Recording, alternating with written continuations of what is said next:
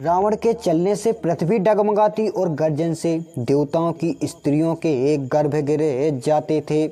रावण को क्रोध युक्त आते सुन देवताओं ने सुमेरुगिरी पर्वत की खोहों का आश्रय लिया, अर्थात गुफाओं का आश्रय लिया। सिया राम इधर रावण दिग्पालकों के लोक में गया तो वहाँ बिल्कुल सब सुनसान पाया। तब वह बार बार घोर गर्जन करके देवताओं को ललकार कर गाली देने लगा। सिया राम रावण युद्ध के लिए मंद अंधा हो संसार में दौड़ने लगा, किंतु कोई अपने समान योद्धा न मिला। सूर्य, चंद्रमा, वायु देव, काल, अग्नि और यमराज आदि सभी उनके अधिकार में थे। सिया राम वह किन्नर, सिद्धजन, मनुष्य, देवता और वासुकी आदि सबके मार्ग में हट करके पड़ा। ब्रह्मा की सृष्टि में जहाँ तक शरीरधारी स्त्री पुरुष थे, सब रावण के बसवर्ती अर्थात बस में हो गए।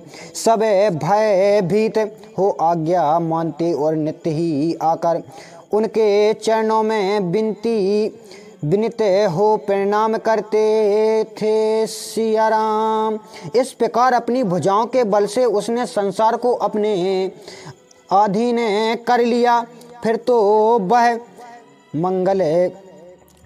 मंडलिक रावण अपने मंत्री से अथवा अपने विचारों द्वारा पृथ्वी का राज्य करने लगा। सिया राम फिर तो उसने देवता, यक्ष, मनुष्य, गंधर्व, किन्नर और नागों की कन्याओं को वरवश अपने बाहुबल से जीतकर सुंदर श्रेष्ठ स्त्रियों से विवाह किया। सिया राम इंद्र जीत से उसने जो कुछ कहा था वह सारा कार्य मानो उसने पहले ही कर लिया था। उसने पूर्व रावण ने जिसको जैसी आज्ञा दी थी उसका चरित्र सुनो कि क्या किया। सिया राम वे देखने में भयानक और पापी थे। सब निशाचरों का झुंड देवताओं को कष्ट देने वाला था।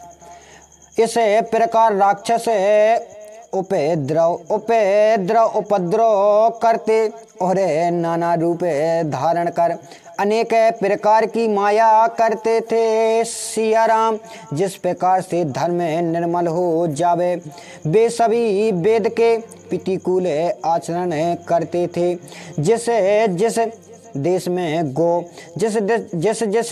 में गौ ब्राह्मणों को पाते उस नगर, ग्राम और पुर में आग लगा देते थे। सिया राम उसने इस उपद्रव से शुभ आचरण कहीं नहीं होने पाता था और कोई भी वेद ब्राह्मण और गुरु को नहीं मानता था। ना कहीं कोई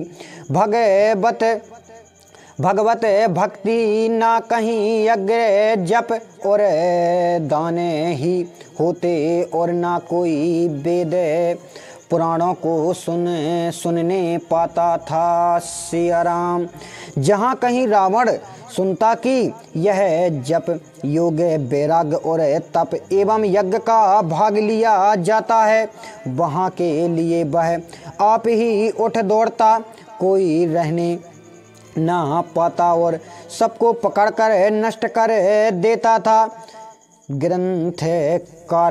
ग्रंथकार कहते हैं कि संसार में ऐसा भ्रष्टाचार हुआ कि धर्म कभी कानों से भी सुनाई नहीं पड़ता था।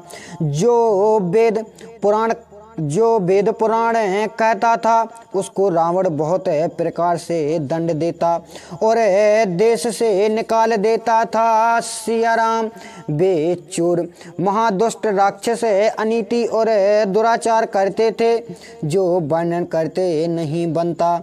सिंहासन पर उसका अत्यंत प्रेम था, तब उसने पापों का क्या अंत है। सिया राम अनेक चोर, जुआड़ी और दुष्ट बढ़ गए जो लंपट और पराये धन तथा पर स्त्री का ग्रहण करने वाले थे।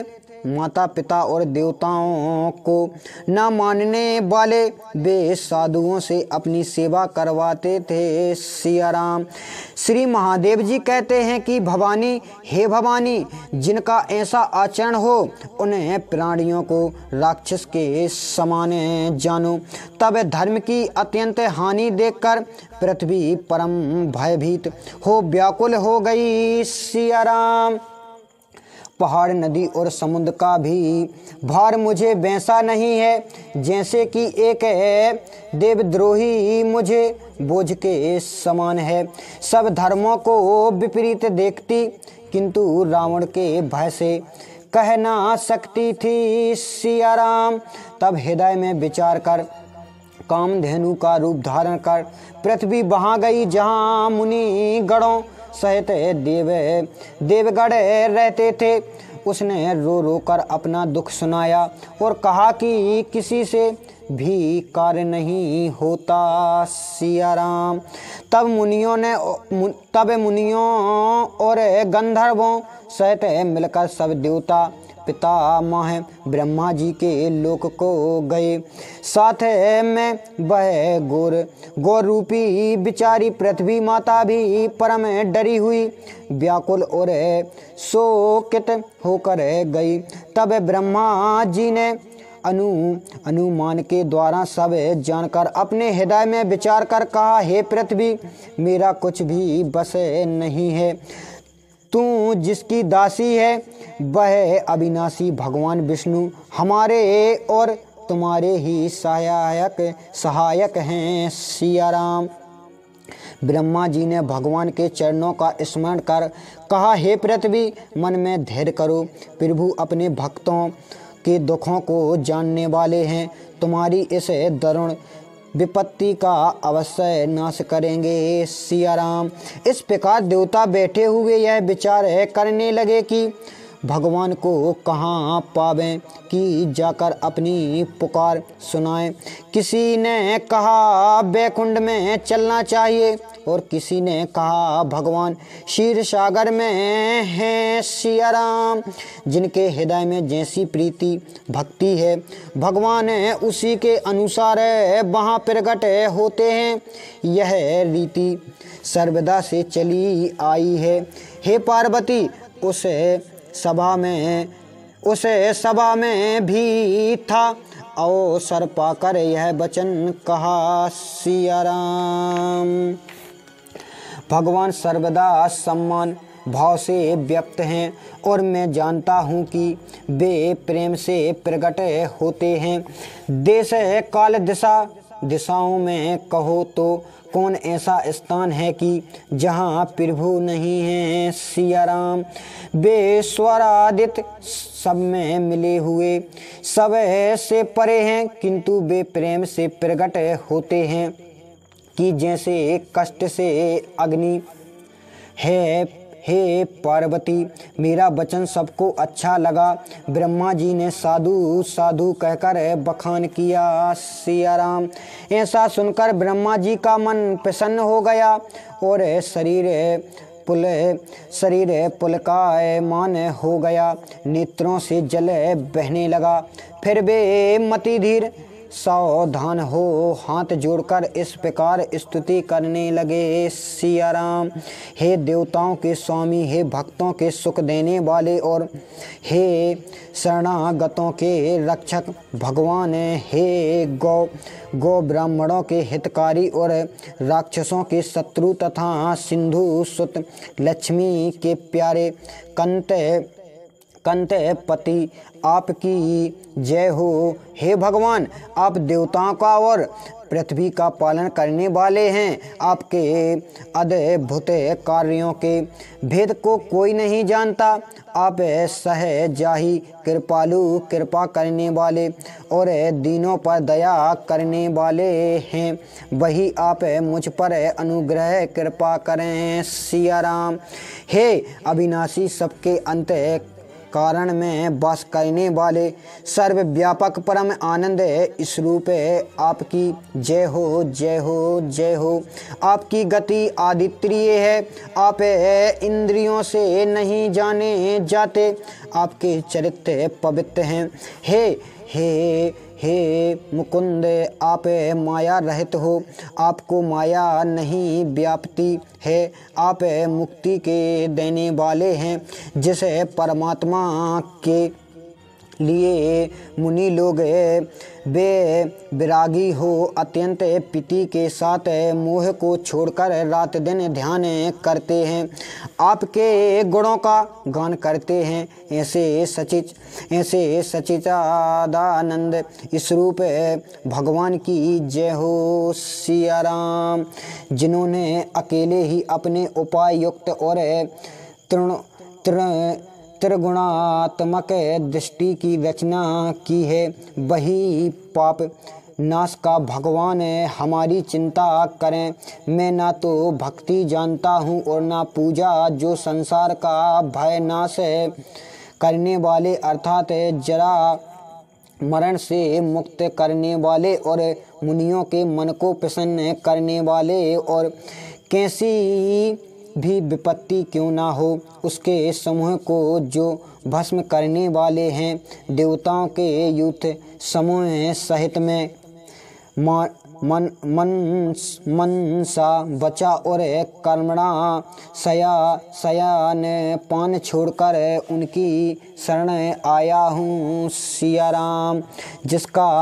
जिसका सरदा सरस्वती वेद शेषनाग और समस्त ऋषि भी नहीं जानते, जो दीन जनों को प्यारे हैं और वेद भी जिनका यशोगान करते हैं, वही भगवान हम पर दयालु होवें। संसार रूपी समुद्र को मंथन करने के लिए मंदराचल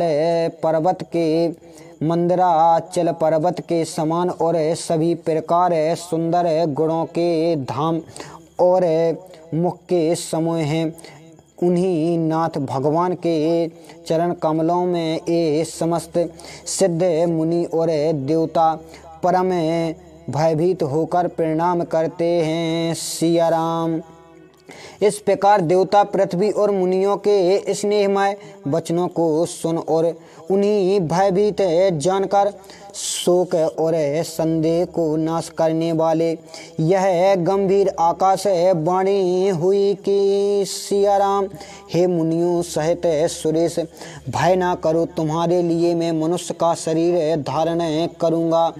मैं अपने अंशों से भक्ति सहित उधर सूर्य वंश में मनुष्य रूप से अवतार लूँगा। सिया राम।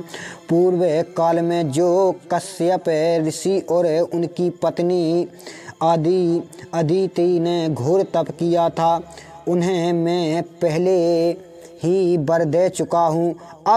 अब वे ही राजा दशरथ और कौशल्या नाम से अयोध्यापुरी में प्रकट हुए हैं। सिया राम।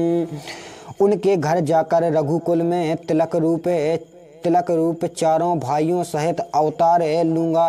नारद जी ने जो वचन कहा है उसे अक्षरशः सत्य करने के लिए अपनी परम शक्ति सहित अवतारित होऊंगा। सिया राम।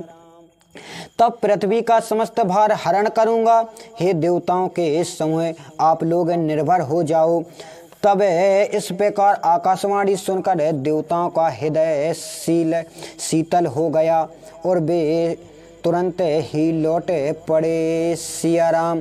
तब ब्रह्मा जी ने पृथ्वी को भली भांति समझाया तो वह अभय हुई और उसके हृदय में विश्वास हुआ। सिया राम। तब देवताओं को समझाकर यह कहा कि अब आप लोग भी वानर रूप से पृथ्वी पर विचरण करते हुए भगवान के चरणों की सेवा करो। पश्चात ब्रह्मा जी अपने लोक को चले गए। सिया राम। ब्रह्मा जी के कहने पर सब देवता अपने अपने स्थान को चले गए। पृथ्वी सहित सबको शांति मिली। ब्रह्मा जी ने जैसी आज्ञा दी थी